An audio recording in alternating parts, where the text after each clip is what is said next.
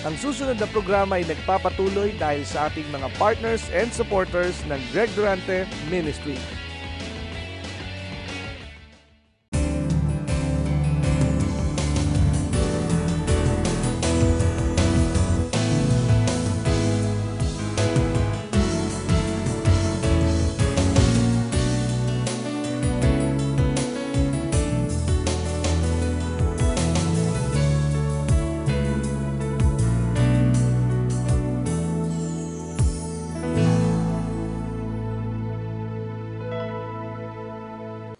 Praise God.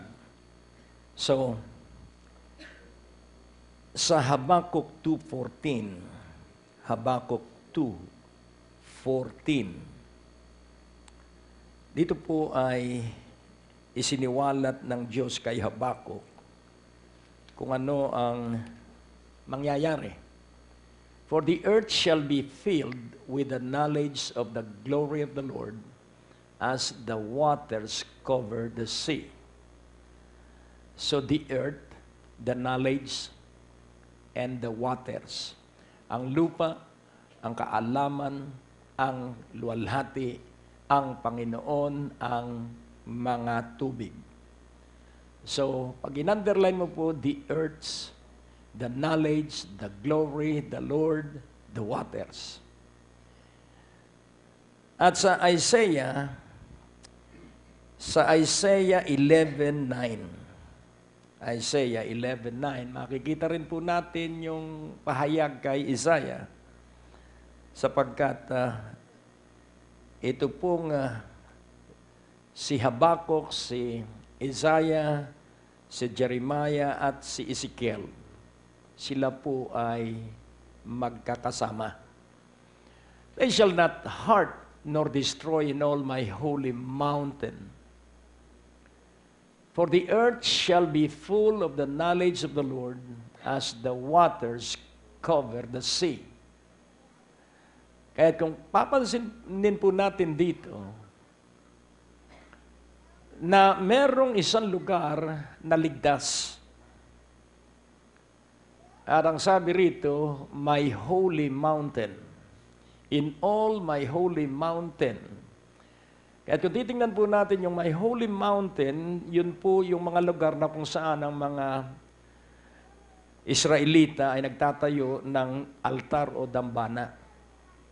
At doon po sila ay nakikipagniig sa Diyos. Kaya kung saan yung mga lugar na itinakda ng Diyos, nandun ang kaligtasan sa mga lugar na yon. At pansinin din po natin na makikilala ng mga tao na maalab sa isang buhay na relasyon sa Diyos ang luwalhati ng Diyos. The knowledge of the Lord. So the earth shall be full of the knowledge of the Lord as the waters cover the sea. Kung titingnan po natin, meron pong tinatawag na seabed at riverbed. Ang seabed po, yun po yung ilalim ng dagat at yun po ay katulad din ng lupa. Natatakpan nga lamang ng tubig. Kaya pag nakita mo po na taib, pag bumaba umurong ang tubig ng dagat, makakalakad ka po doon sa seabed. At ang riverbed, pag summertime po, tuyo ang mga ilog, makakalakad ka rin doon sa riverbed. Pero pag tag-ulan na po yan, puno na po yan ng tubig. So, tingnan mo po ang larawan, gamitin mo ang imahinasyon mo, na kung yung dagat ay lupa ang ilalim at yung ilog ay lupa ang ilalim, kapag kinilala ng lahat ng tao ang luwalhati ng Diyos, iyo pong isipin na yung luwalhati ay katulad ng tubig at ang buong lupa ay matatakpan nito. At kung titingnan po natin ang simbolo ng Kristiyano noong unang panahon ay isda. Kaya pag tayo po ay nasa kalwalhatian ng Diyos, tayo po ay lumalangoy. At ang ibig sabihin, yun po yung tinatawag na habitat, lugar na kung saan ay may buhay at kung saan ay ligtas. Dahil sa tubig, masaya po ang isda. Pero pag dinala mo sa palengke, wala na po yung saya. Pag buhay ang tilapia, mahal. Hintayin mo nang mamatay para mura. Kaya, alam mo, ang tao hindi ko maunawaan. Ano po. Pero isda pa rin yun at tsak na bago iluto, yun ay papatayin din. Pero talaga pong maganda ang buhay. Kayo ba'y nagagandahan sa iyong buhay? Salamat at tingnan natin kung totoo yung inyong amen. Dahil lagi pong merong tinatawag na mga pagtatanong kung tunay kang maligaya. Dahil mapapansin mo kung tunay kang maligaya pag ikay nag-iisa na. Pag may kasama, pwede kang magkunwari na masaya. Pero pag nag-iisa ka, hindi pwedeng magkunwari. Kaya nga, ito pong mensaheng ito, ang kagandahan, ay dahil po sa kadahilanan na maganda po ang plano ng Diyos. At hindi po tayo ang masusunod, kaya kailangan tuklasin natin ang plano ng Diyos at ang puso ng Diyos doon sa planong yun. Dahil doon lamang po ang kapayapaan sapagkat ang layunin ng tagumpay ay magkaroon ng kapayapaan sa puso. Di po ba pag marami kang pera, napakahimbing mong matulog? Pero sa sandali na kinapos ka, aywan ko kung mahimbing ka pa rin. Kaya kailangan pong tayo magsanay, marami o kapos sa pananalapi, kailangang iisa ang ating ugali. Maligaya rin tayo kahit sa panahon ng pagsubok. Ito po yung aklat ng propetang Habakuk. At ang isang propeta katulad ng isang pastor, ang gawain ay tatlo. Una ay intercession. So the prophet has to intercede for the nation, as well as the pastor, the preacher. Kailangan po na katulad kong mga ngaral, kayo po ay idinadalangin ko na yung mensaheng dadalhin ay maging kapakipakinabang sa inyo. At ang pangalawang gawain ng propeta ay pakainin ang bayan ng Diyos, to feed the people of God. And then thirdly, to lead the people of God.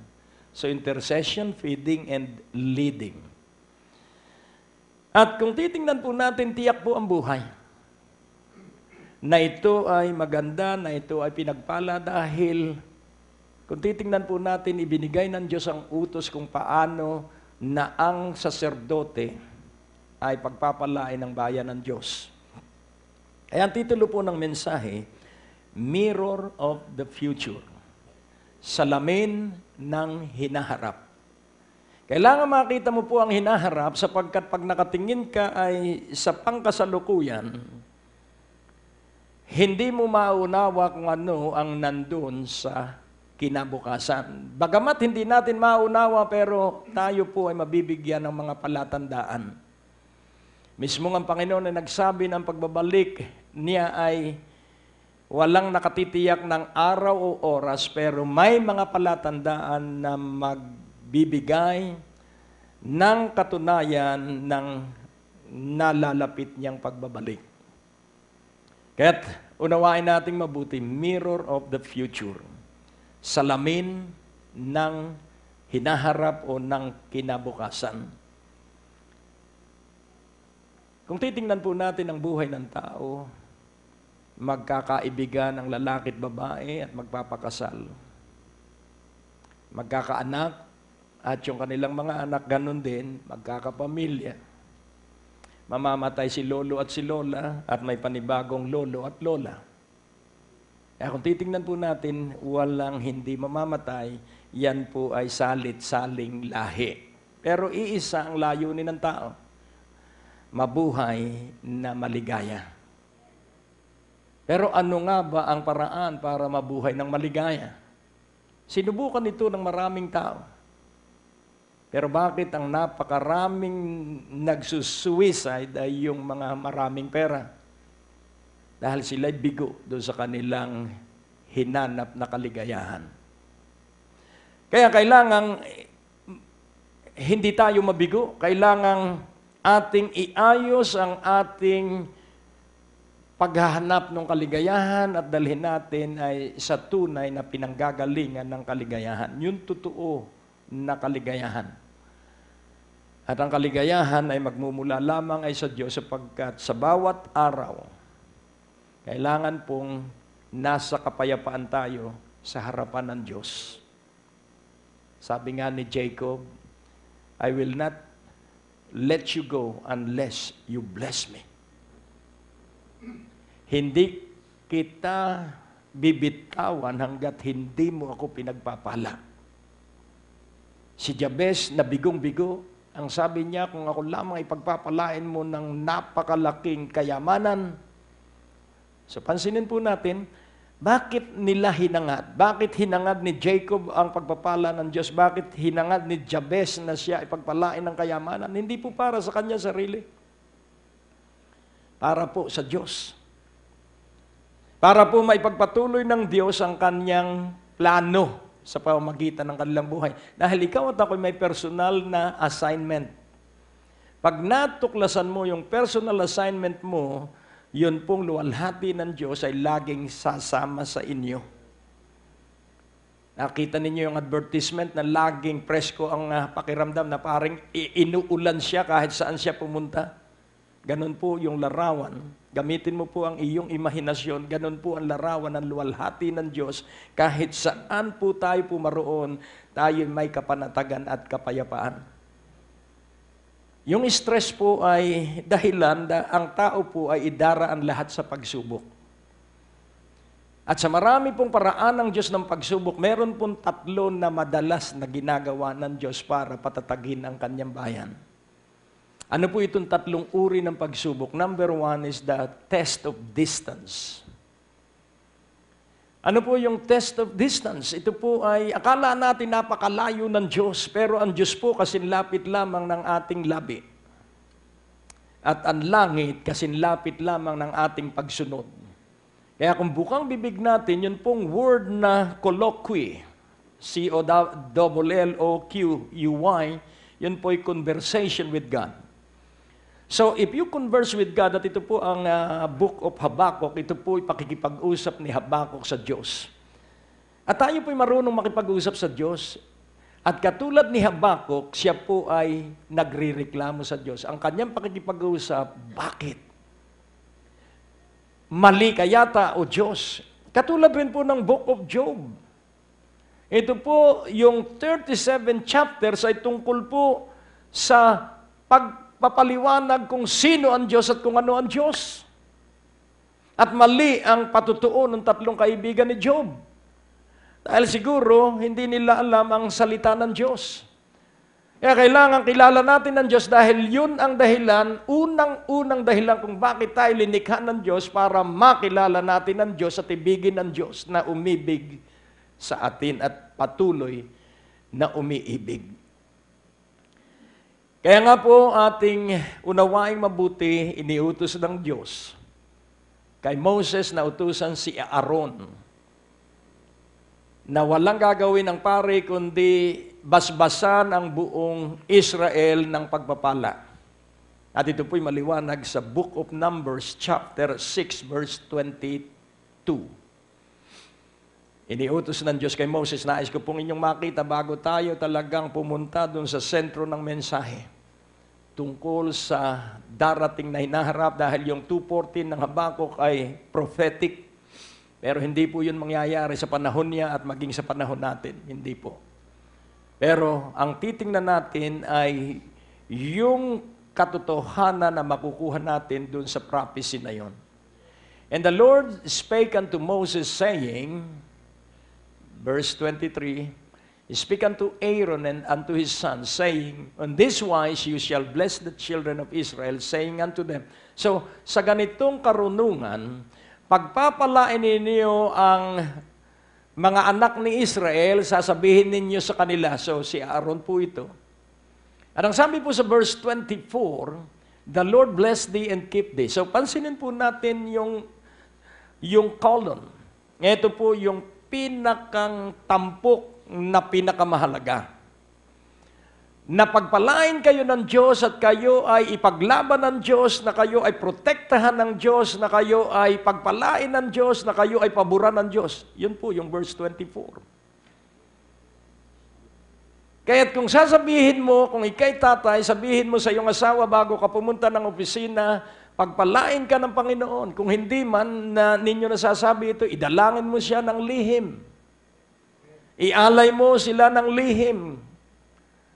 So the Lord bless thee and keep thee. Sa verse 25, the Lord make His face shine upon thee and be gracious unto thee. Ano po bang ibig sabihin na nagliliwanag ang mukha ng Diyos? Katulad po ng isang kwento, bagamat malayo itong ilustrasyon na gagamitin ko, may isang bata na laging naglalaro ng basketball. At hindi niya makuha ang pangunahing pwesto bilang manlalaro. Pero ang tatay niya, laging pumapalakpak sa kanya pag naririnig na nakashoot ang kanyang anak. Lagi siyang pumapalakpak. At sa maraming taon ng kanyang paglalaro hanggang pamantasan o university, nandun pa rin ang tatay niya. Unang-una na talagang nakikita niya ang sobrang katuwaan. At namatay yung kanyang tatay. At dun sa kamatayan ng kanyang tatay, nakiusap siya sa coach na kung pwede palaruin siya ng matagal. At ang sabi niya, kukunin ko po yung pangarap ng tatay ko na magi akong number 1 player. Maglalaro ako ng todo dito sa larong ito para po sa aking tatay. At naglaro itong anak na ito at nakuha niya yung minimithi ng kanyang tatay na pangunahing pwesto. At ang sabi ng coach, ngayon lang kita nakitang naglaro ng ganyan.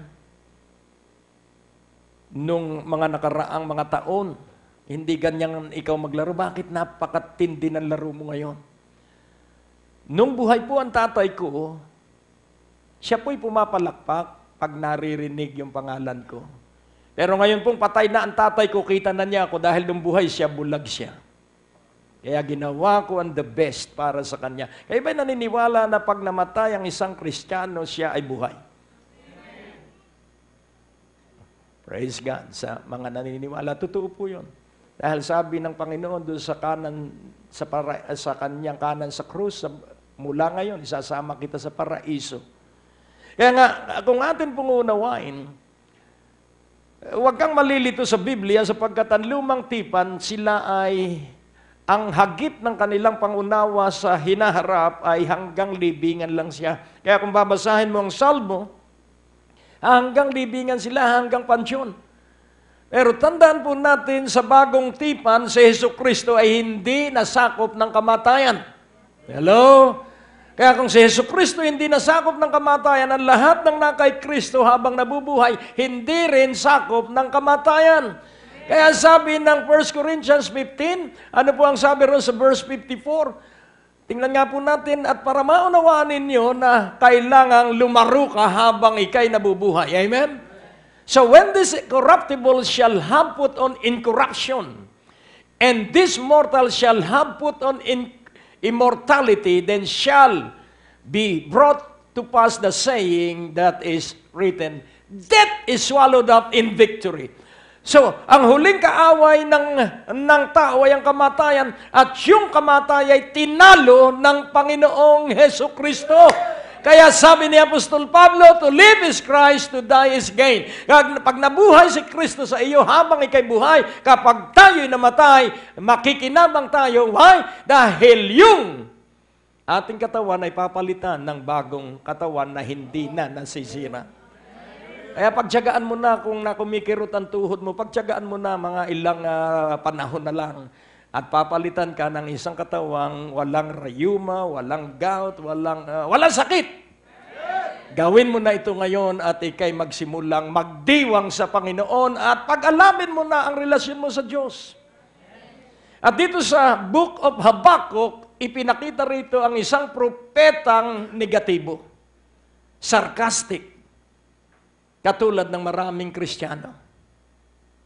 At palagay ko, kabilang tayong lahat doon. Dahil may mga punto ng ating buhay Nakapagsalita na ba kayo ng ganito? Kung kailan pa naman ako laging dumadalo na sa gawain, saka naman.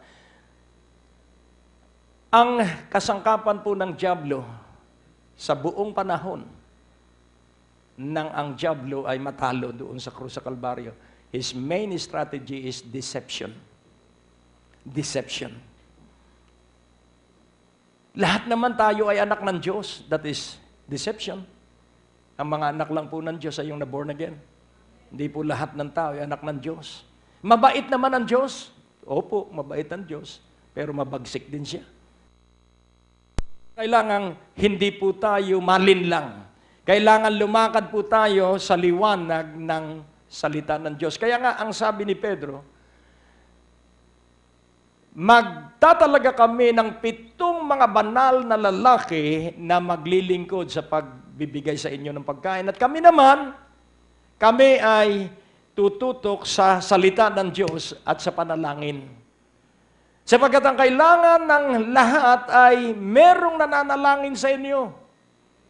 Kailangan ng bawat isa ay may nangangaral ng salita ng Diyos at laging tandaan natin kailangan yung nangangaral, yung salita ng Diyos ay kanyang naiisabuhay. Nagagawa niya sa kanyang buhay yung salitang kanyang itinuturo. At ito po si Habakuk. Kung titingnan po natin si Habakuk, siya po nagsimula ang chapter 1. Ating pansinin, ang Prophet Obadiah ay tungkol po sa pagbagsak at pagpaparusa ng Diyos sa Edom. At ang Nahum ay tungkol naman sa pagpaparusa ng Diyos sa Assyria.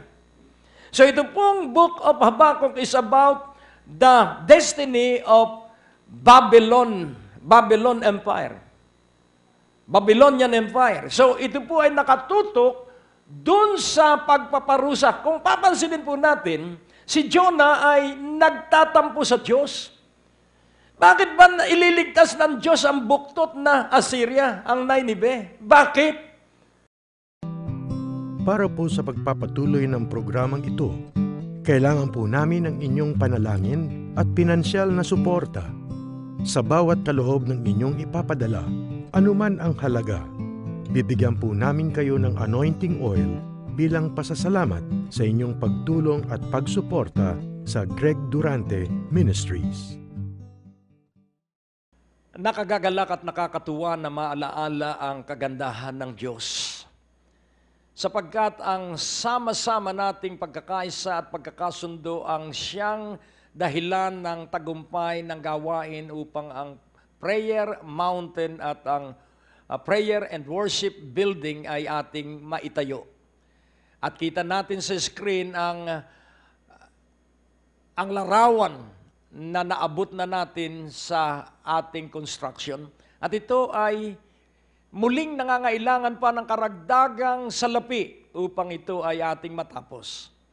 Kaya ang hamon ko, magkaloob ang bawat isa.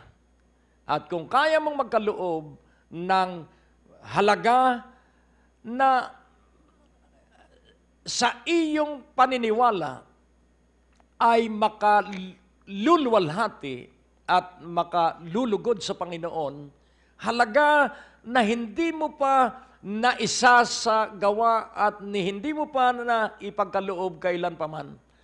Kaya't sa makapangyarihang pangalan ni Jesus, ako ay dudulog sa Diyos upang sa iyong pagtanggap ng hamon ay makakilos at makagawa ang Diyos sa iyo at maranasan mo ang walang ubos na biyaya. O Diyos, lahat ng sumusubaybay sa palatuntunang ito ay may bukas na puso at bukas na isipan at ang bukas na langit ay nararanasan nila sa araw-araw. At hayaan mo na sa bukas nilang palad, dumaloy ang libo-libong salapi para makumpleto ang gusali na dalanginan. Sa makapangyarihang pangalan ni Jesus, bless them, prosper them, at maranasan nila ang kaginhawahan at kapayapaan sa pangalan ni Jesus. Amen. Nung marinig ko kanina sa YouTube si Benny Hinn, na talagang kailangang iyong aminin kung ano talaga ang iyong kalagayan sa buhay. At inamin niya na ang kanyang utang ay 2.5 2.5 million US dollars. Yun po ay sa praise-a-thon ng TBN. Kung nagkaroon po ako ng lakas ng loob at hamon, kung titingnan po ninyo ako, relax, maaliwalas lagi ang mukha. Pero yung hindi ninyo alam, pumapailan lang ang mga programa sa radyo, telebisyon, TBN, Asia, EBN, mas matindi po ang gastos ng EBN, at ang Zoe Light TV. Tayo po ang isa sa maraming palatuntunan sa telebisyon. Pero ang hindi ninyo alam at nais kong inyong malaman para madala ninyo sa panalangin at tiyak kong kayo'y pasasaganain ng Diyos. Ang pagkakautang po ng ministeryo, hindi po sa akin personally, wala po ako. 5,159,000. Yun po yung current na total na aking mga bayaran. Hello? Kaya niyong mabuhay na walang stress? Manalig ka sa Diyos. Amen? Cross over and possess the land. Doon po sa amount na yon, sa 5,159,000, yung lahat po ng verses na iniutos sa akin ng banal na Espiritu, bumagsak po yon sa Deuteronomy 9:1. At ang sabi niya, ito ang iyong gagawin, at nagsunod-sunod na po ang kapahayagan, prophecy. Prepare the road and clear the way. Tingnan natin sandali ang Deuteronomy 9:1. Nais kong inyo pong maunawaan yan. Kapag ang ministeryo ay naging debt-free, pansinin po natin, sabay-sabay po yan, bukod po dun sa prayer mountain, yung rehabilitation ito.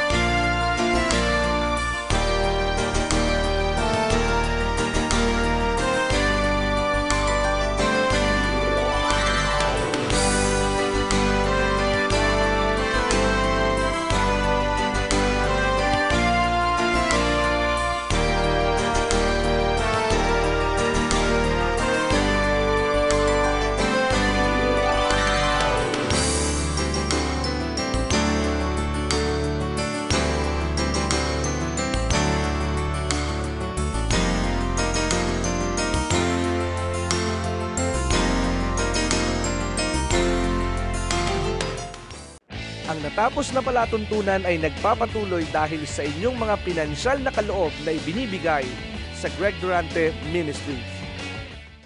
Tapos na naman po ang ating palatuntunan at nais po naming makarinig mula sa inyo. Maaari po kayo sumulat sa PO Box 4135 Manila o mag-text sa mga numero na nakikita nyo sa ating screen o tumawag sa mga telepono na inyo pong nakikita din sa ating mga screen, at handa po kaming makarinig mula sa inyo ng patotoo ng pagpapala at biyaya at tagumpay.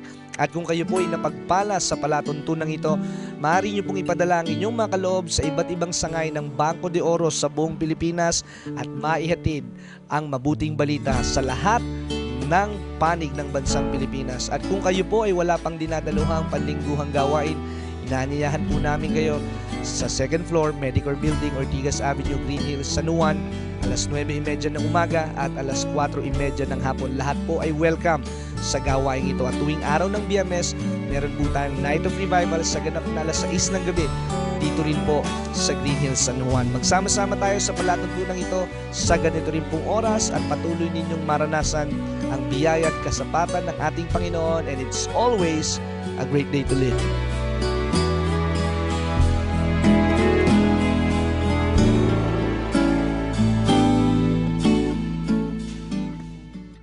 Ang susunod na programa ay nagpapatuloy dahil sa ating mga partners and supporters ng Greg Durante Ministry.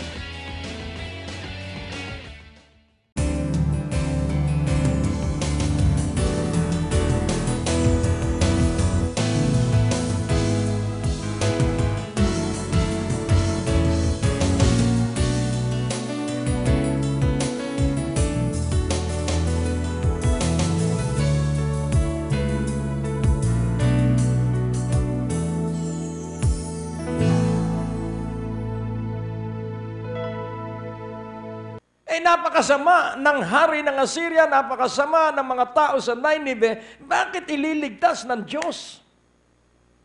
Kapag ginamit po ng isang tao ang kanyang sariling pangangatwiran, siya po ay sasalungat sa Diyos. Dahil ang Diyos po alam niya ang kabuuan ng kanyang plano. Bakit ba kung kailan pa naging maalab sa pagkakaloob, saka naman nawala ng trabaho? So ang second test, after the test of distance, is the test of waiting. Dito po maraming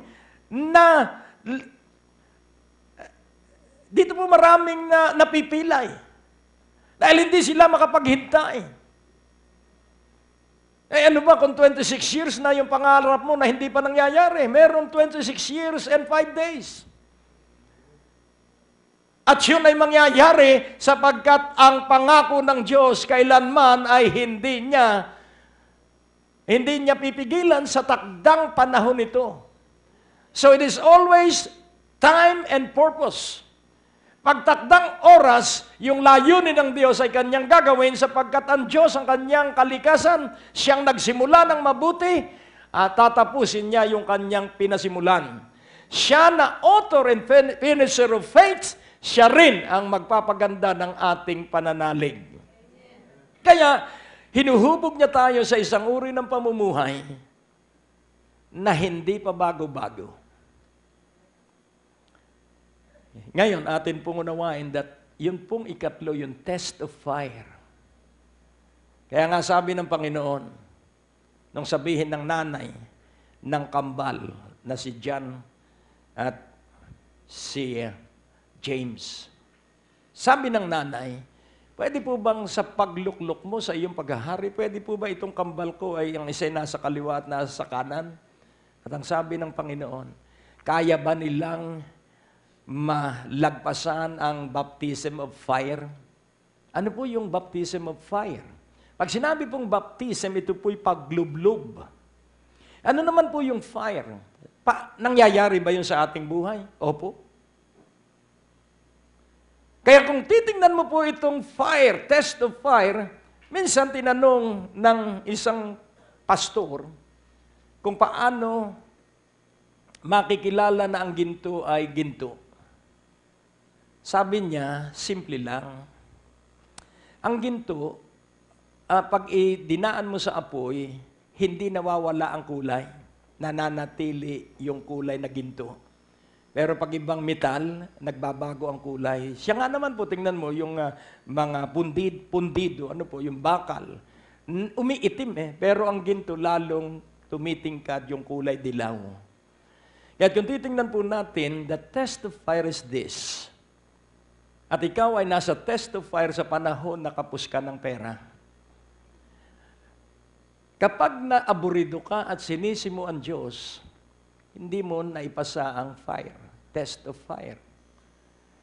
Pag dumaan tayo sa iba't ibang suliranin, marital problem o problema sa pamilya, at hindi mo ito napagtiyagaan, at hindi mo ito napagtiisan, at hindi mo na ipagpatuloy ang kapayapaan sa harapan ng Diyos.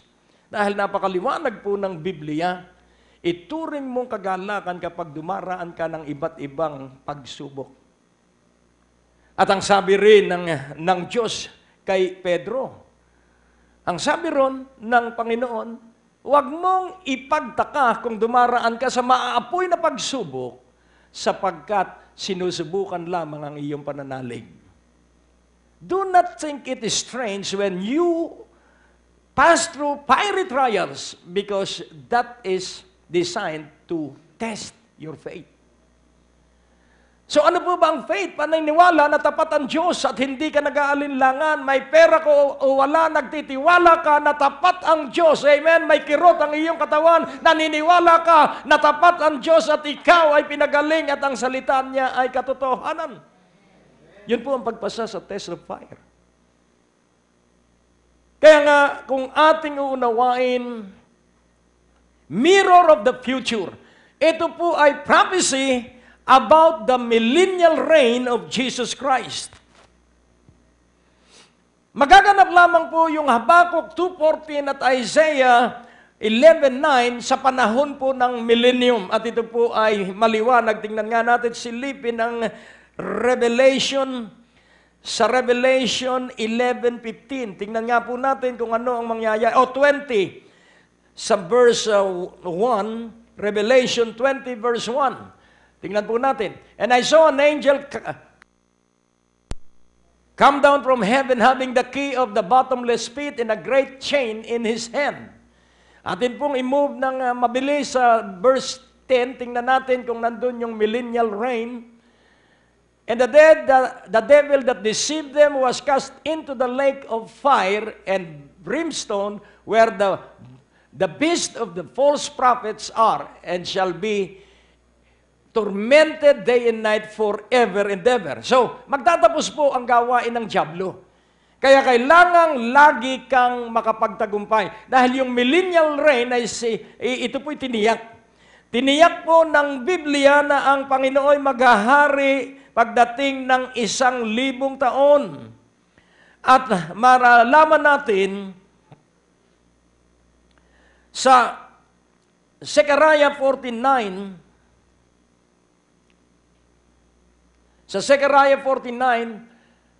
and the Lord shall be king over all the earth, in that day shall there be one Lord and His name one.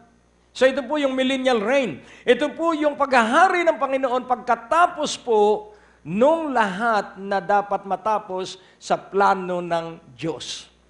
So ngayon, atin pong tingnan. Nung panimula, 30 chapters ang Book of Habakkuk. At sa panimula, sa chapter 1, siya po ay hindi po niya masabi para pong kanyang sinisisi ang Diyos. Katulad po ng maraming tao, pag nawala ng trabaho, nasisante o na-retrench, sinisisi na ang Diyos. Hindi po dapat, dito po ipinakita na si Habakuk ay nagtagumpay doon sa kanyang sentimiento. Sino nga ba naman ang hindi magsisentimiento sa Diyos? Katulad ni Jonah. Nagsentimiento siya sa Diyos. Si Elijah nagsentimiento sa Diyos. Si Isaias nagsabi, may nakikinig po kaya sa aking pangangaral? Hindi na dapat pang alamin nung nangangaral kung may nakikinig o wala, kung may natututo o wala. Ang mahalaga ay sinunod yung ipinagagawa ng Diyos, dahil pag kinuha mo ang feedback, ikaw ay hindi tutuloy sa ipinagagawa ng Diyos. Nakukuha niyo po?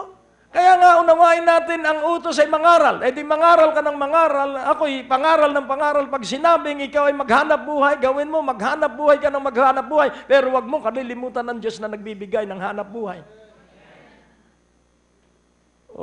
Kaya nga po, yung kanyang hinagpis, yung kanyang hinaing, name it.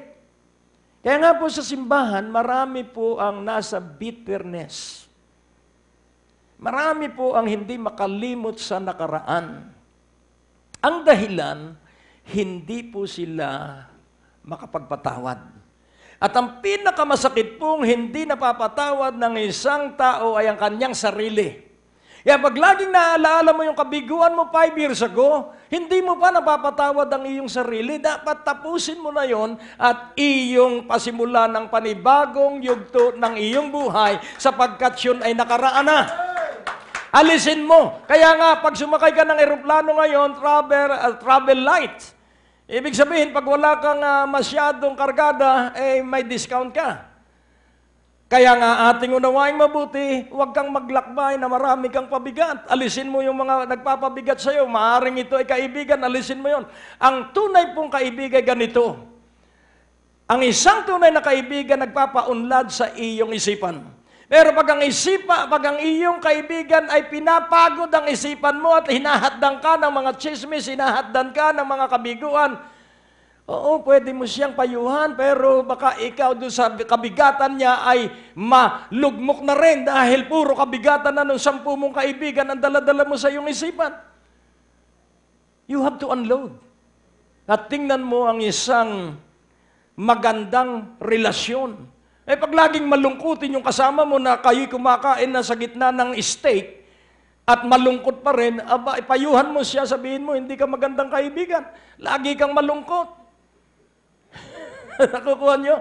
Isang araw, yung laging kasama mo, kaugali mo na.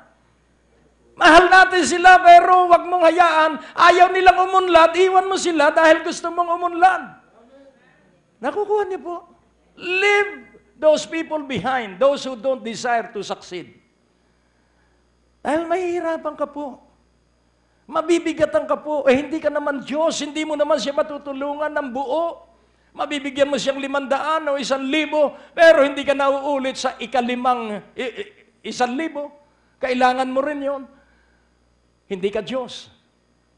Kaya ang gawin natin, ilapit natin ang bawat kaibigan natin sa Diyos at ang Diyos ang bahala sa Kanya dahil ang Diyos walang ubos ang biyaya. Amen? Oh, glory. So, dito po makikita natin, si Habakuk ay masamang-masama ang loob katulad ng maraming Kristiyano. Kaya maraming Kristiyano ang hindi namamalayan, pinaglalaruan siya ng demonyo. Sino yung mga Kristiyano pinaglalaruan ng demonyo? Yung mga magagalitin. Sino pa ang pinaglalaruan ng demonyo? Yung mga hindi makapagpatawad. Sino ba ang pinaglalaruan ng demonyo? Yung mga chismis dito, chismis doon at naninira kaliwat kanan. They entered into the trickery of the devil. Deception. Wag po tayo ron. Let us attract the presence of God. And how shall we attract the presence of God into our life? Be merciful, for you shall obtain mercy. Kaya pag ikay naging maawain, ikaw ay naging mapagpatawad, ang Diyos ay nahihikayat sumama sa iyo at ikaw ay pagmamalaki ng Diyos sa lahat ng mga demonyo at kapangyarihan. Sasabihin ng Diyos, itong anak kong ito, iyang nakakulay na magkahalong blue, yellow at puti at itim, iyang lalaking yan, iyang babaeng yan, ang aking kinalulugdan. So, the face of the Lord will shine. Will be delighted. Nakukuha niyo po. Kaya tingnan mo, kaya tayo'y matibay dahil po sa mga napagtagumpayan nating mga suliraning nalutas at mga krisis na napagtagumpayan, sapagkat ang buhay po ay puno ng krisis para po tayo ay laging tiklop tuhod na lumapit sa Diyos because we need the help of God. Ayaw ko sa inyo, pero kailangan ko 24 hours ang tulong ng Diyos. Kaya ang pag-asa ko lang ay Diyos. Kaya, ang simula ni Habakuk, pansinin po natin. So sa Habakuk chapter 1, ito po yung kanyang, sa verse 1, tingnan mo po. The burden which Habakuk the prophet did see. So ano po yung burden, ano po yung kabigatan? Nakita niya yung kabigatan, nakita niya na ang kanyang mga kababayan ay hindi nakikinig sa propeta ng Diyos. Nakita niya na ang kanyang mga kababayan ay sumasamba sa Diyos, labi ang gamit pero ang puso ay liko. At siya malungkot na malungkot dahil ang karahasan kahit nag-aayuno ang kanyang mga kababayan ay hindi na kinalulugdan ng Diyos. Nag-iika po pero hindi kinalulugdan ng Diyos, kaya bigat na bigat siya sa kanyang puso. Bakit hindi mabago itong mga taong ito? At sa chapter 2 verse 1. So ang chapter 1, the burden, yung kabigatan ni Habakuk. Ang chapter 2 sa verse 1, I will stand upon my watch and set me upon the tower and will watch to see what he will say unto me and what I shall answer when I am reproved. So ano ang kanyang hinihintay dito? The vision. Pangitain! At sa 3:1, ang kanyang ginawa, siya ay nanalangin. A prayer of Habakuk the prophet upon Shigionot. So pansinin po natin kung paano tayo makikinabang dito sa katotohanan ito. Hindi po gaganda ang daigdig. Isang babae lamang ang sumayaw ng malaswa sa isang television program.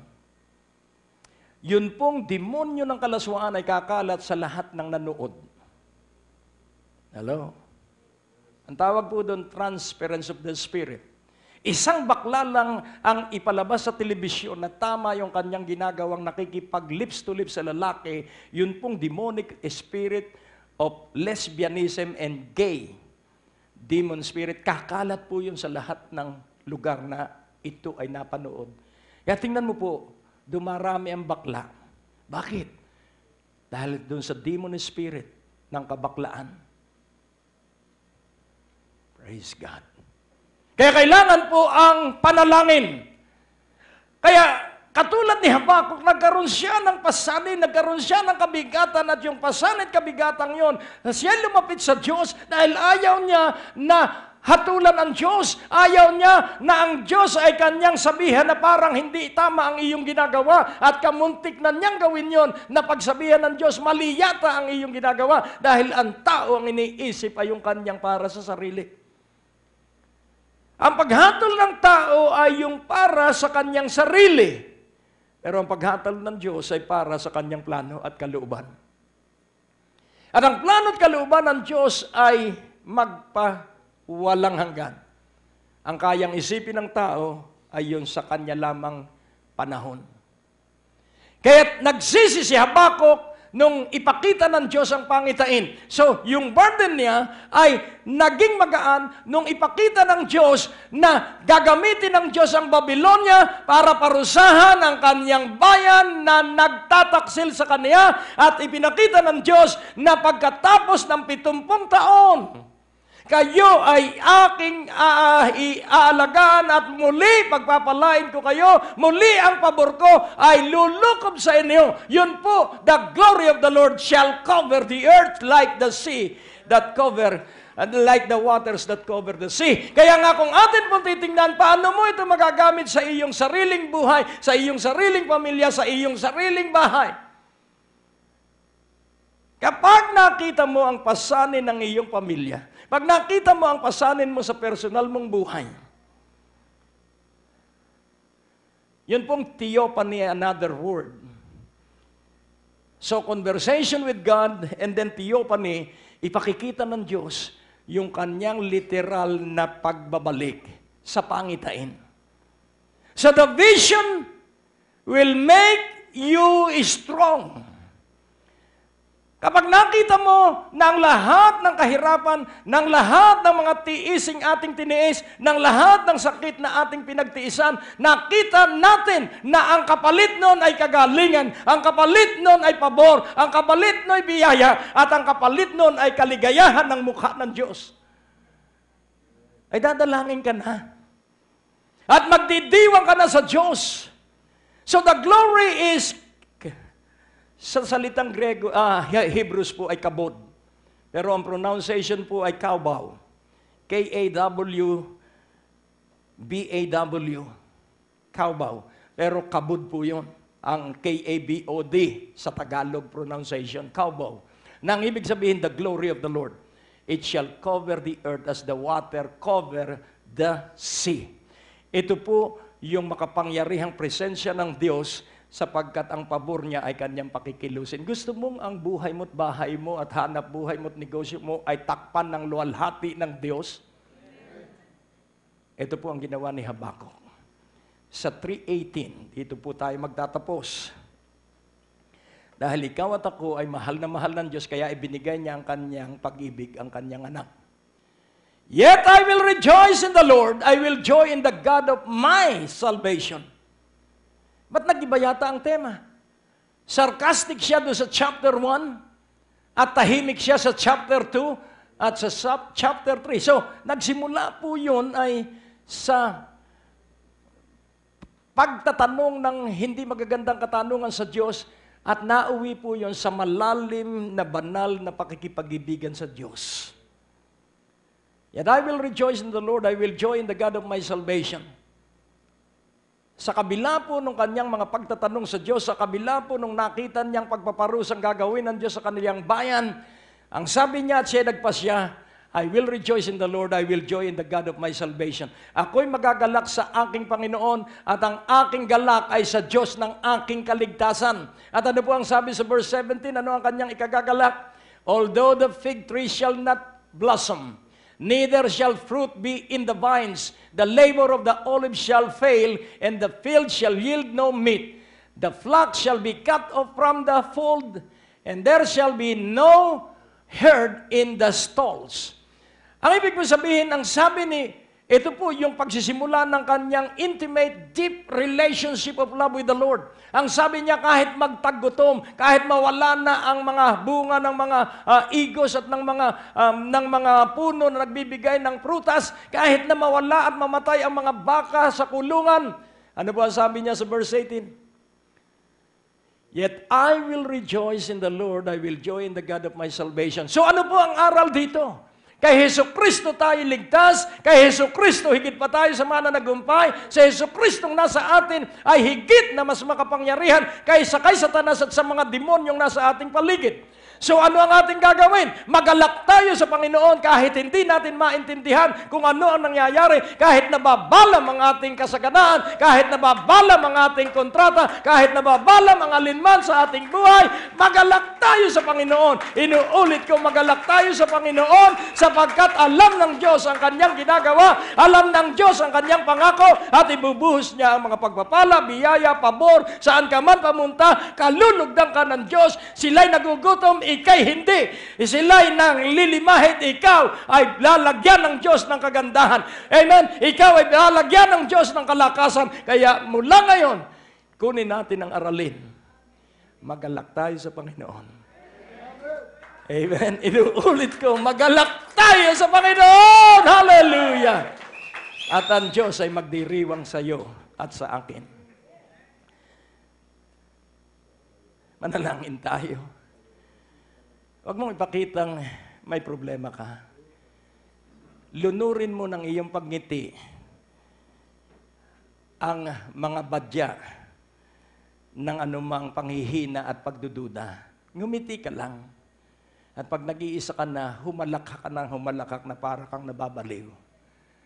At makikita mo, sasamahan ka ng mga anghel sa iyong kagalakan sa Panginoon. O Diyos, igawad mo ang anointing, baptize them in the spirit of joy. Baptize all of them in the spirit of joy. So that every one of us can push back farther away the hordes of demons in our surrounding.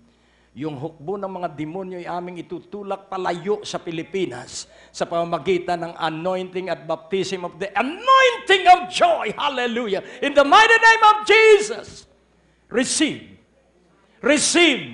the baptism of the Spirit of joy right now in Jesus' name. Hallelujah. At alam mo, hindi ka po mapapagod. Sino ang napapagod? Yung mga tao nga salita ganito, hanggang kailan kaya ako magtitiis? Bakit? Nagtitiis ka ba? Ako hindi. Bakit ka magtitiis kung ikay naniniwala na ikaw ay pinagpala ng Diyos? You are highly favored by God. Kaya huwag kang magtiis. Mag-enjoy ka sa mga tiisin. Amen? Praise the Lord. Ang Diyos po'y napakabuti. Nung marinig ko kanina sa YouTube si Benny Hinn, na talagang kailangan iyong aminin kung ano talaga ang iyong kalagayan sa buhay. At inamin niya na ang kanyang utang ay 2.5 million US dollars. Yun po ay sa praise-a-thon ng TBN. Eh kung nagkaroon po ako ng lakas ng loob at hamon, kung titingnan po ninyo ako, relax, maaliwalas lagi ang mukha. Pero yung hindi ninyo alam, pumapailan lang ang mga programa sa radyo, telebisyon, TBN, Asia, EBN, mas matindi po ang gastos ng EBN, at ang Zoe Light TV. Tayo po ang isa sa maraming palatuntunan sa telebisyon. Pero ang hindi ninyo alam at nais kong inyong malaman para madala ninyo sa panalangin at tiyak kong kayo'y pasasaganain ng Diyos. Ang pagkakautang po ng ministeryo, hindi po sa akin personally, wala po ako. 5,159,000. Yun po yung current na total na aking mga bayaran. Hello? Kaya niyong mabuhay na walang stress? Manalig ka sa Diyos. Amen? Cross over and possess the land. Doon po sa amount na yun, sa 5,159,000, yung lahat po ng verses na iniutos sa akin ng banal na Espiritu, Bumagsak po yon sa Deuteronomy 9:1. At ang sabi niya, ito ang iyong gagawin. At nagsunod-sunod na po ang kapahayagan, prophecy. Prepare the road and clear the way. Tingnan natin sandali ang Deuteronomy 9:1. Nais kong inyo pong maunawaan yan. Kapag ang ministeryo ay naging debt-free, pansinin po natin, sabay-sabay po yan, bukod po doon sa Prayer Mountain, yung rehabilitation ito.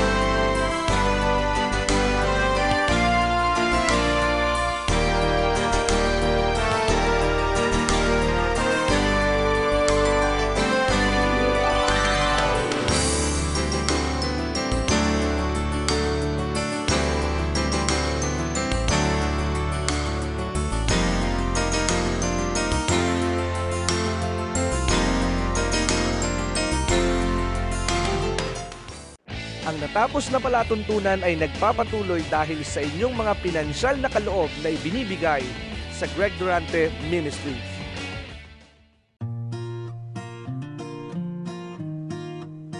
May mga na-miss ka bang broadcast ni Pastor Greg? Huwag malungkot, maaari mo na itong balikan sa pamamagitan ng pag-log on sa www.gregdurante.com. Doon sa ating website, i-click lamang ang mga video preachings na nais mong mapakinggan, English o Tagalog o anumang mga title na nais mong panoorin at 24 hours, 7 days a week, mapapakinggan at mapapanood mo si Pastor Greg.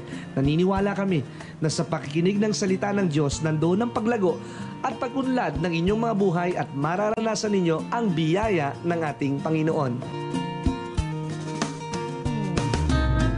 Tapos na naman po ang ating palatuntunan at nais po naming makarinig mula sa inyo. Maaari po kayo sumulat sa PO Box 4135 Manila o mag-text sa mga numero na nakikita nyo sa ating screen o tumawag sa mga telepono na inyo pong nakikita din sa ating mga screen at handa po kaming makarinig mula sa inyo ng patotoo ng pagpapala at biyaya at tagumpay.